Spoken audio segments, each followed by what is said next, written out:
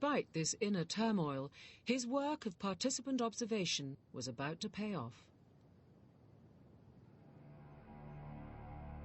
6 months after arriving, Malinowski began to study an ancient tradition that really intrigued him.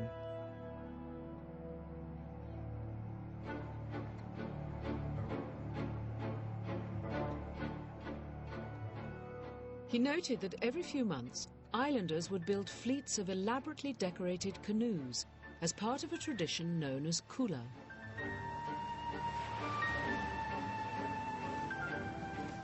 For kula, they set out on voyages, leaving behind friends and family for months at a time.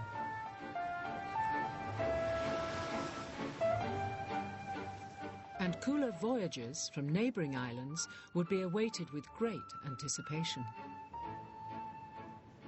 What you would see over the horizon, these tiny, tiny canoes converging until there might be 60 or 80 or possibly 100.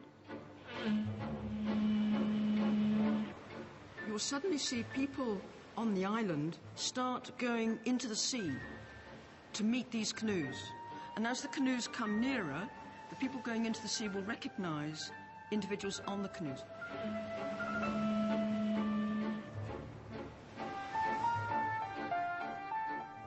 Kula visitors were treated to great feasts, attracting hundreds of locals to these celebrations. Particularly striking were the risks the islanders were prepared to take for kula, as Malinowski himself discovered late one night sailing between islands.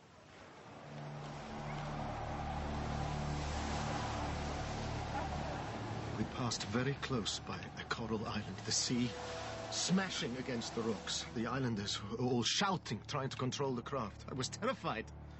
I started to think of Elsie, sleeping peacefully, and that I might never see her again. Once, the crews of a whole fleet of Trobriand canoes were captured, killed, and eaten by the inhabitants of unknown villages. And let's not forget the perils of simply sailing these seas. The reefs, sandbanks, and coral rocks waiting to smash the fragile canoes. The horror of it. All in the pursuit of kula. These islanders, it seemed, risked everything for kula. And strangest of all, the reward for these perilous journeys was the exchange of flimsy shell trinkets. Kula was time-consuming and dangerous, all for something that seemed apparently pointless. Malinowski made it his goal to discover what it was about kula that was worth risking your life for. Over the following months, he explored kula from every angle. He questioned the locals, watched the rituals, and tried to make sense of it all. Gradually, the secrets of kula began to unfold. There is such nonchalance in the men arriving for kula, and nonchalance in the old men receiving them. They come, they sit on the canoe, they chatter and haggle, give in. I eat my rice and kippers and read my Kipling. We talk some more, and gradually I manage to drag out the information I'm after. The information that he dragged out of the locals revealed a complex and sophisticated ritual. First, there were the people who took part.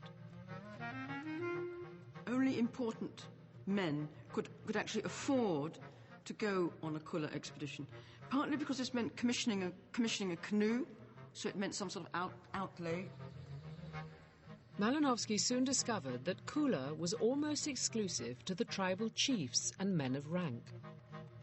These VIPs were connected by kula to a social network that reached far beyond the Trobriand Islands. And at the heart of kula were the shell trinkets. In order to establish relationships with other people, you have to establish relationships with something. And these valuables the means through which you establish relationships. And this means that people go on large expeditions to go and fetch valuables from elsewhere. They receive people who bring valuables to them. And the result is, if you link up all these relationships, suddenly you find you're in a huge chain of relationships.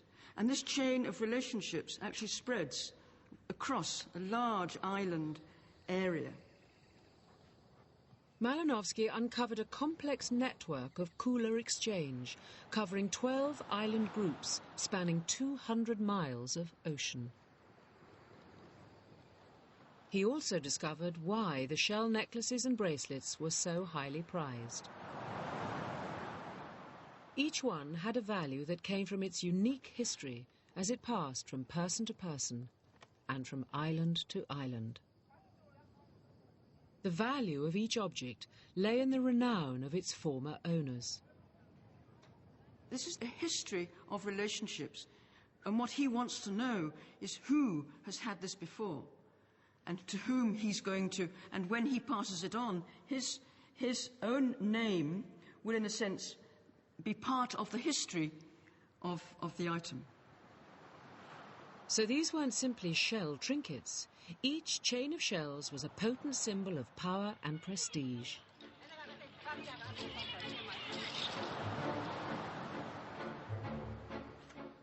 Malinowski's participant observation had revealed that, far from being pointless, Kula played a vital role in Trobriand society, reinforcing the status of the rich and famous. This is quite a ranked society, and poorer people simply didn't enter into the Kula exchanges. So this was renown and prestige that were there for those who already had renown and prestige. I mean, it sounds familiar, yeah.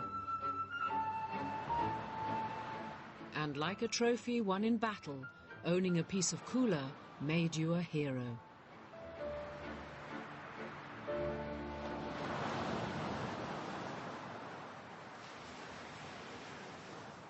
Living with the natives for 2 years had paid off.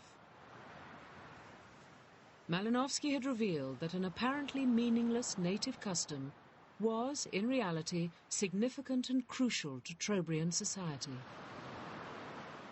But his discovery came at some personal cost. On the 11th of June, 1918, after 4 years away from home, Malinowski received bad news. His beloved mother had died.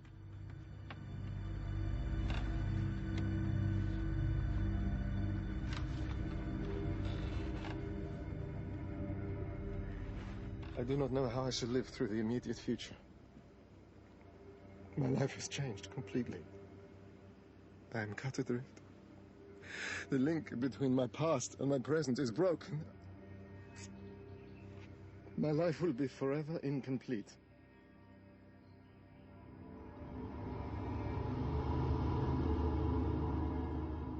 And he stopped writing his diary.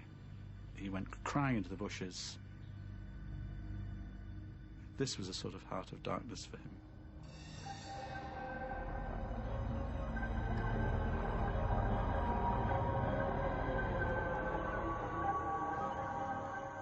I am alone. My heart is pierced with grief now that Mother has gone. Everything is now permeated with her.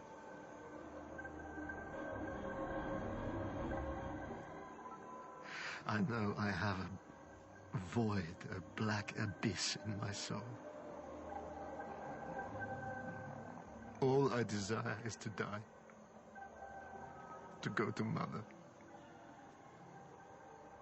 To join her in nothingness.